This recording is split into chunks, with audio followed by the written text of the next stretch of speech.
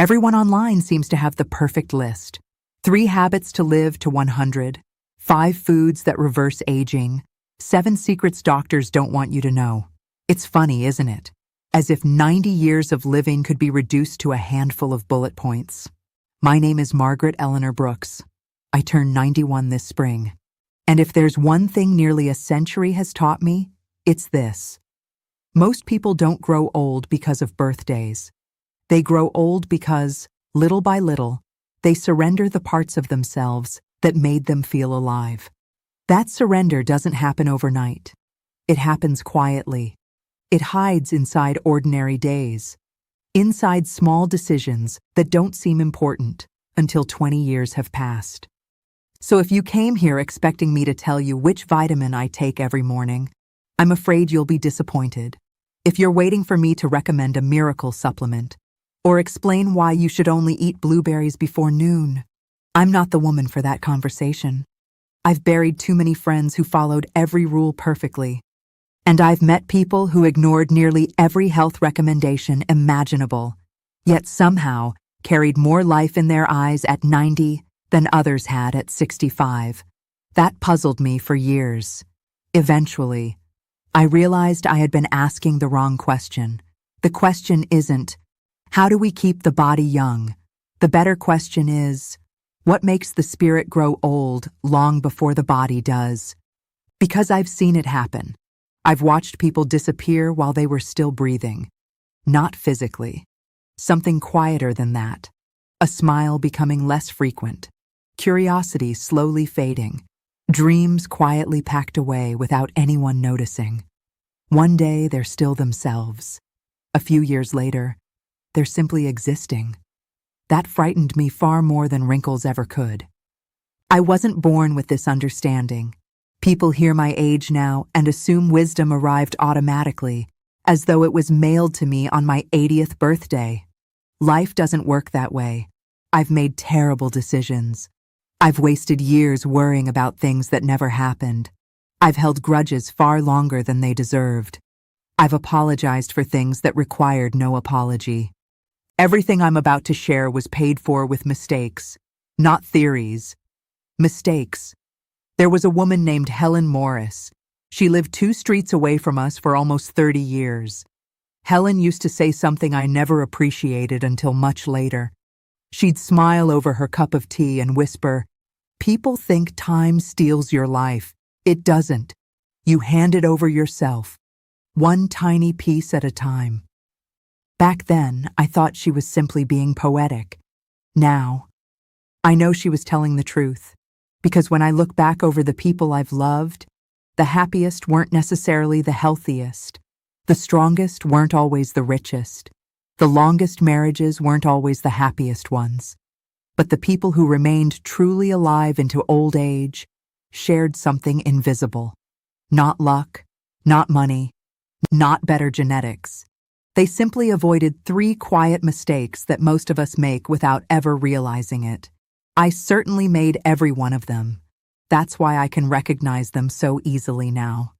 The first warning came when I was 74. It was late September. The air had just begun to cool after one of those long, stubborn summers that refuses to admit it's over. I was carrying a basket of laundry toward the back porch. Nothing unusual, nothing dramatic. Then my foot caught the edge of the last wooden step. 1 second I was standing. The next, I was flat on my back, staring into a sky so blue it almost looked painted. Fortunately, nothing was broken. A bruised shoulder, a sore hip. My pride suffered far worse than my body. But what has stayed with me all these years wasn't the fall. It was my very first thought. Lying there, unable to move for a few moments, I whispered to myself, well, now they'll think I can't manage on my own anymore. Not, am I hurt? Not, should I call someone? My first fear was losing control of my own life. That frightened me more than the fall itself.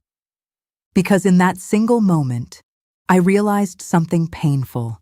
Without ever making a conscious decision, I had spent years preparing for decline. quietly expecting the world to become smaller, quietly expecting other people to decide what was best for me. And I hadn't noticed it happening. That afternoon became the beginning of everything, because it forced me to ask a question I'd never asked before. What if the fastest way to grow old isn't what happens to your body, but what you slowly allow to happen to your spirit? That question led me to the first lesson. The lesson I wish someone had taught me 50 years earlier. Never make yourself smaller just to make everyone else comfortable. The first mistake that quietly steals years from your life isn't eating the wrong food. It isn't forgetting to exercise. It isn't even getting older. It's something far more ordinary. It's slowly disappearing inside your own life. Most people don't notice when it begins. I certainly didn't. No one wakes up one morning and decides, "Today I'll stop being myself." It happens differently. You let someone else choose the restaurant because it's easier. You keep your opinion to yourself because you don't want an argument. You say you're fine when your knees hurt.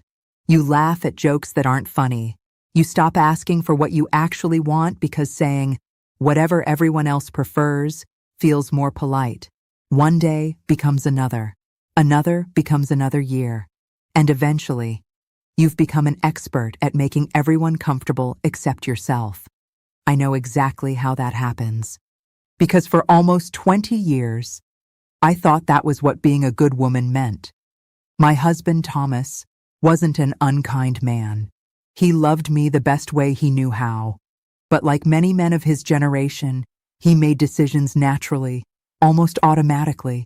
Where we'd travel, how we'd spend money, which friends we'd invite over, even something as simple as where we'd eat dinner. And every time he asked, "Does that sound all right?" I'd smile. Of course. Sometimes it truly was all right. Other times, it wasn't. But saying I'd rather do something different felt selfish. So I stayed quiet.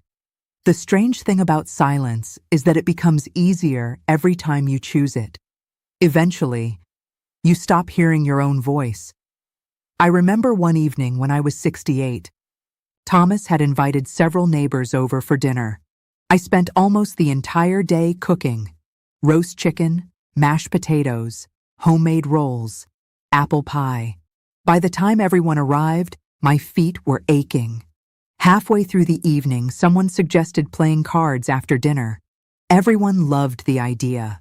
Everyone except me. I was exhausted.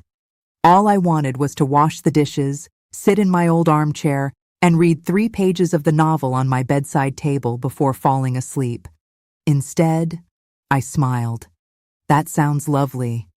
4 more hours passed before everyone left. When I finally sat down, I couldn't even remember why I had wanted to read that book in the first place. That may sound like a very small sacrifice, and by itself, it was. But life isn't shaped by one large sacrifice. It's shaped by thousands of tiny ones. Each so small, they hardly seem worth mentioning.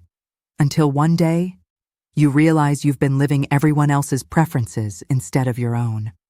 My mother taught me that without ever intending to. Her name was Dorothy. She was graceful, patient, soft-spoken, the kind of woman everyone admired. People used words like kind, selfless, easy to live with. They meant those words as compliments. Now I hear something different. I hear a woman who rarely allowed herself to exist outside of everyone else's expectations. She never complained, never interrupted, never insisted.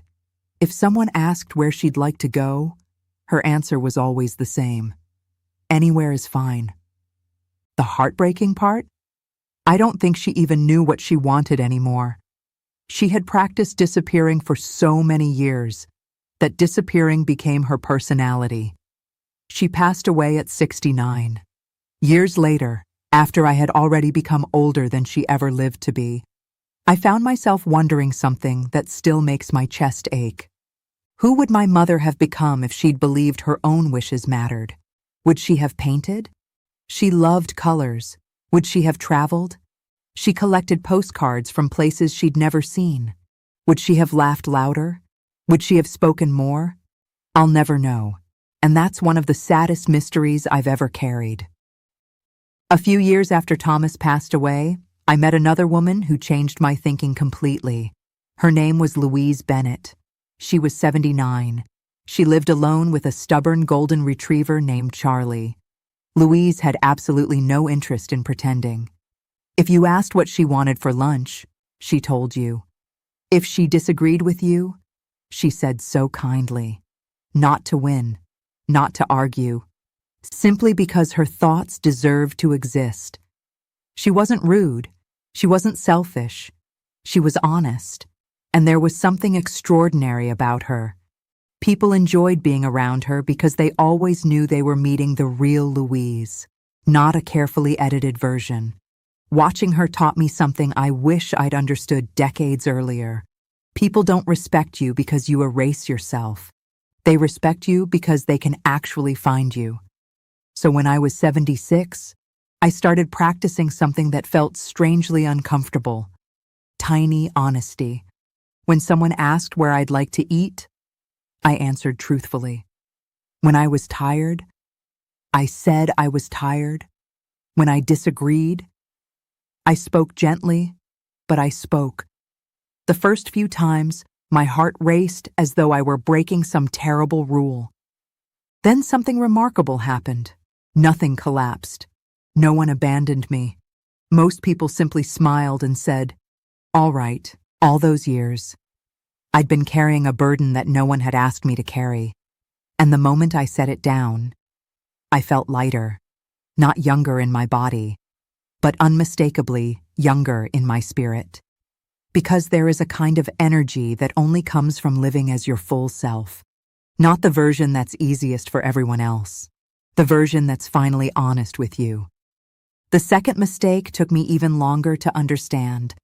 I thought remembering the past was honoring it. I didn't realize I had quietly started living there. The second mistake isn't remembering the past. Please don't misunderstand me. Memory is one of the greatest gifts we receive. At 91, I treasure my memories more than many of my possessions. Some of them are so vivid that they don't feel like memories at all. They feel like yesterday. I can still remember the smell of Thomas's wool coat after the first snowfall. I remember the sound of our old screen door slamming every summer afternoon when the grandchildren came running into the house. I remember Sunday mornings when pancakes filled the kitchen with butter and cinnamon. Those memories are precious. They belong to me. They helped build the woman I became. But there is a dangerous difference between carrying your memories and moving into them permanently. For a long time, I didn't know the difference. After Thomas died, something inside me quietly stopped unpacking each new day. The calendar kept moving. I didn't. Friends invited me to lunch. I usually declined. Neighbors suggested joining the local book club. I smiled politely and said, "Maybe another time." There never was another time. Every conversation somehow drifted back to the same place.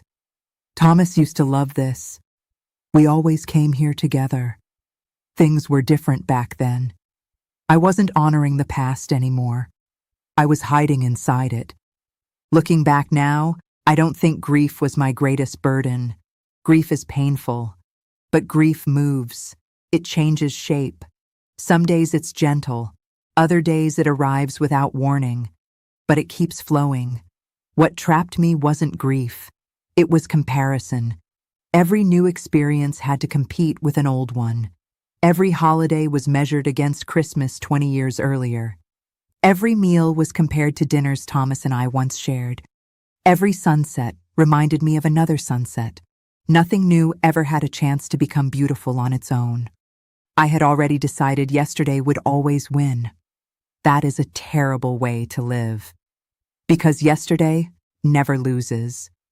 One rainy afternoon, when I was almost 79, my niece Emily insisted I go with her to the botanical gardens. I nearly refused. I'd visited those gardens dozens of times with Thomas. The thought of walking there alone seemed unbearable. Emily smiled and said something I'll never forget. "Aunt Margaret," she said, You're acting as though those flowers only bloom for people who aren't lonely." I laughed, mostly because I didn't know how else to respond. She took my arm anyway. We walked slowly beneath rows of blooming roses. Everything felt strangely familiar. Every corner reminded me of another visit, another conversation, another version of my life. Then something unexpected happened. A little boy, maybe 5 years old, stopped in front of one enormous sunflower. He stared at it as though he'd discovered a new planet. Then he shouted across the garden, "Mom, look, it's taller than Grandpa." Everyone nearby laughed, even the little boy, especially the little boy. For reasons I still can't fully explain, I laughed too. A genuine laugh. Not the polite kind. Not the one you give because everyone else is laughing. The kind that surprises you. The kind that begins somewhere deep inside your chest. That moment lasted only a few seconds, but it changed something important. I realized life had just offered me a beautiful moment, and I had almost stayed home because I was busy protecting my memories. On the drive home, Emily asked, "Did you enjoy yourself?" I looked out the window for a long time before answering. Finally, I said, "I think today was the first day I've actually been here in years." She reached over and squeezed my hand. Neither of us said another word. We didn't need to. From that day forward, I made myself a quiet promise. I would visit yesterday, but I would no longer live there. Sometimes I still catch myself wandering backward. I'll hear an old Frank Sinatra song in the grocery store, or smell fresh bread baking, and suddenly I'm 35 again, standing in my kitchen while Thomas sneaks a warm dinner roll before supper. Those moments still bring tears. Sometimes they always will. But now, I let the memory come. I smile. I thank it. And then I gently return to today. Because today deserves my attention too. There are still birds singing outside my kitchen window. Still strangers capable of becoming friends. Still books I haven't read. Still laughter I haven't heard. Still sunsets I've never seen. Growing older doesn't mean the best chapters are behind you. Sometimes, it simply means the story has learned to speak more quietly.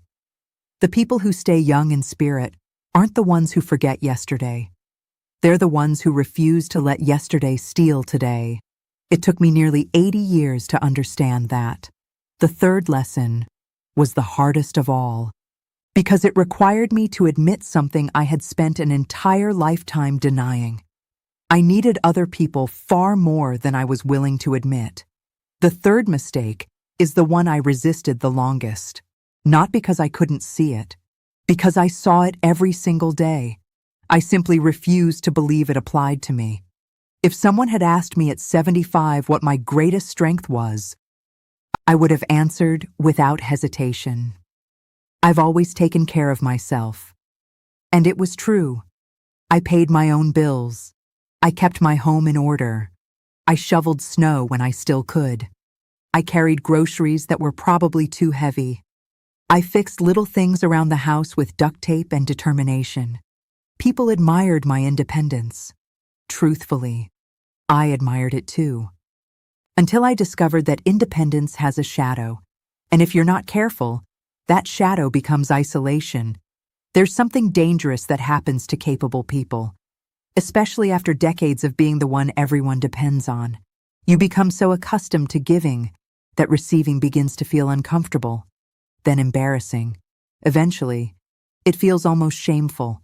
You stop asking for help, not because nobody would help you, because you've convinced yourself that needing help means you've somehow failed. I carried that belief for most of my life. It wasn't something anyone said aloud. It was simply the air women of my generation breathed. Be dependable, be graceful, don't complain, don't make life harder for anyone else. And whatever you do, don't become a burden. That last sentence followed me for decades. I heard it in church. I heard it from neighbors. I heard it whispered at funerals. She never wanted to bother anyone. People said it like it was the highest compliment a person could receive, so I built my entire life around it. If something hurt, I managed. If something frightened me, I stayed quiet. If I felt lonely, I made another cup of tea and waited for the feeling to pass. Most of the time, it didn't. The moment everything changed came shortly after my 83rd birthday. I'd spent 4 days in the hospital after developing a serious case of pneumonia. The doctors assured me I'd recover, and I did. But recovery is a strange thing. Your body heals first. Your confidence takes much longer. My daughter, Rebecca, stayed with me for nearly a week after I returned home. She cooked meals, organized my medication, watered the plants, filled the refrigerator with enough food to survive a small apocalypse. She tried to hide how worried she was. I pretended not to notice. The morning she left, she hugged me tightly at the front door. "Call me if you need anything," she said. I smiled. "I'll be perfectly fine." Those words left my mouth automatically. They had lived there for 50 years. Rebecca drove away. The house became quiet again. Too quiet. I stood in the hallway for several minutes, listening, not to anything outside, to the silence inside me. Then I walked into the kitchen, opened a jar, and realized I couldn't twist the lid off. Before the hospital, I would have kept trying until my hands hurt. That morning, I simply stood there staring at the jar.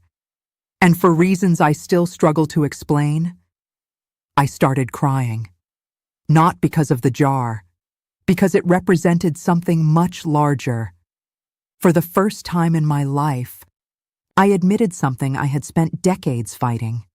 I couldn't do everything anymore, and that didn't make me weak. It made me human. There was a retired school principal living across the street. His name was Daniel Harper. We'd exchanged friendly waves for years, talked about weather, complained about squirrels stealing tomatoes, nothing more. I stared at the telephone for almost 20 minutes before calling him. When he answered, I almost hung up. Instead, I took a deep breath and said, "Daniel, would you mind helping me open a stubborn jar?" There was a pause. Then he laughed. "Margaret," he said, "I'll be there before the coffee gets cold." 10 minutes later, he knocked on my door. He opened the jar in 2 seconds. Then, instead of leaving, he asked, "Mind if I stay for a cup of tea?" That cup of tea lasted nearly 2 hours. We talked about books, about our children, about growing older, about the strange loneliness that people rarely admit exists after 80. When he finally stood to leave, he looked at me and smiled. "You know," he said, "I was hoping you'd call someday." I blinked. "Why?" He shrugged. "Because I've been needing someone to drink tea with, too." That sentence stayed with me. For years, I had believed asking for help meant taking something away from another person. I never considered another possibility. Sometimes, allowing someone to help is actually giving them a gift. It gives them purpose, connection, a reason to knock on your door tomorrow. Since that afternoon, Daniel and I have shared tea almost every Thursday. Sometimes we talk for hours. Sometimes we sit quietly, watching birds gather outside the kitchen window. Neither feels awkward anymore. I've learned that companionship doesn't always arrive through dramatic moments. Sometimes, it begins with a stubborn jar, or a simple phone call, or 5 honest words. "Would you have time today?" It took me more than 8 decades to understand that strength isn't measured by how much you can carry alone. Real strength is knowing when to let someone walk beside you. And once I accepted that, something unexpected happened. I didn't feel less independent. I felt more alive, because no one was ever meant to carry an entire lifetime by themselves. And when I finally stopped trying, I discovered the 3 lessons had quietly begun changing every ordinary day that followed. People often ask me the same question. "Margaret, what changed?" After all those realizations, did your life suddenly become happier? I always smile. Because that's not what happened. Life didn't suddenly become easier. My knees still ache when the weather changes. My hearing isn't what it used to be. I still forget where I leave my reading glasses almost every afternoon. Growing older didn't stop. It simply stopped frightening me, because I finally understood something I wish I had learned decades earlier. A meaningful life isn't built by avoiding age. It's built by refusing to abandon yourself. The 3 lessons I shared didn't erase loneliness. They didn't erase grief. They didn't erase the reality that people I love are gone. What they changed was the way I walked through those realities. For years, I believed happiness arrived through extraordinary moments. Family reunions, vacations, birthdays, anniversaries. Now I know happiness is much quieter than that. It hides in ordinary Tuesdays. One morning, not long after I turned 87, I decided to plant tomatoes again. Everyone told me it was too much work. Just buy them at the grocery store, Rebecca said. They're cheaper. She wasn't wrong, but that wasn't the point. I didn't plant tomatoes because I needed tomatoes. I planted them because I needed tomorrow. Every morning after breakfast, I'd walk outside with my watering can. Some days nothing had changed.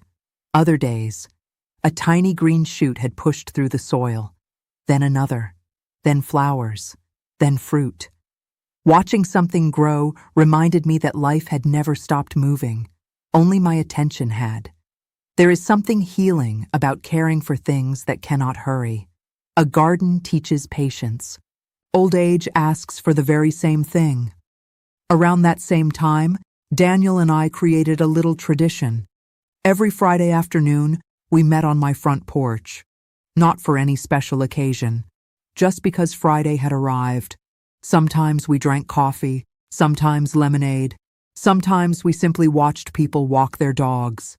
Children riding bicycles, young couples arguing about directions, teenagers laughing far louder than necessary, life passing by. One afternoon, Daniel looked at me and said, "Do you know what's funny? When we were 40, we were always planning the future. Now we're 90 and 85, he chuckled.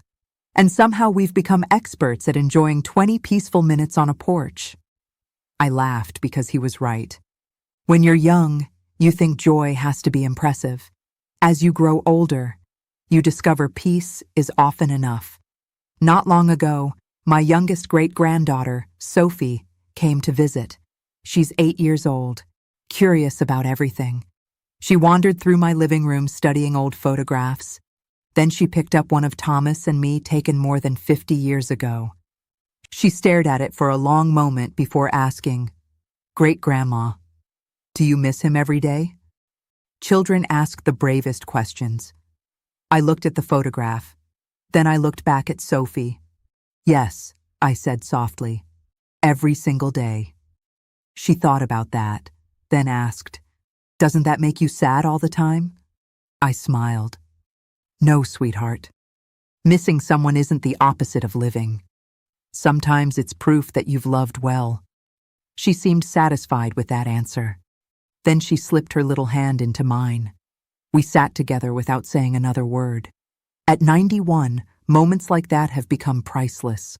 Not because they're extraordinary, because I know they won't last forever. Strangely enough, knowing time is limited has made life feel larger instead of smaller. I no longer rush through conversations. I no longer postpone kindness. I no longer save the good china for holidays. If I want tea in the beautiful cup, I use it. If I want to tell someone I love them, I say it today, not next week, because I've reached an age where later is a promise none of us actually owns. People assume getting older means collecting answers. I think it's the opposite. You simply become better at asking the right questions. Questions like, am I still curious? Am I still paying attention?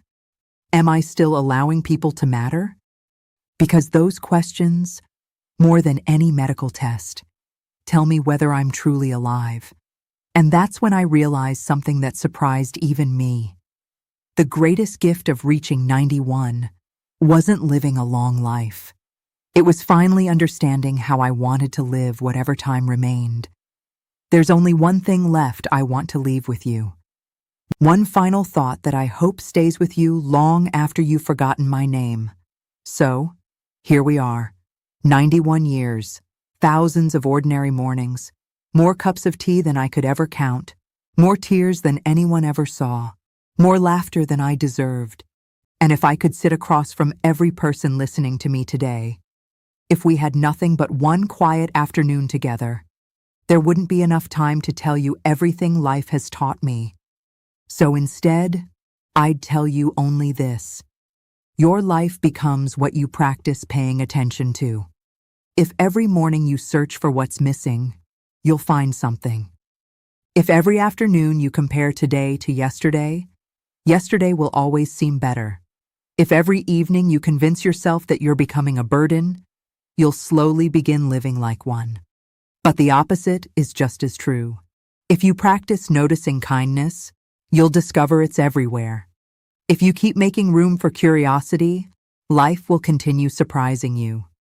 If you allow yourself to love people without counting how much time remains, every ordinary day becomes richer than you expected. For many years, I believed aging was something happening to me. Now I understand. Aging is also something we participate in. Every day we choose. We either open another window or quietly close another door. I don't mean pretending everything is wonderful. Some days are genuinely hard. Some mornings I wake up missing Thomas so deeply that I still reach toward the empty side of the bed before I remember.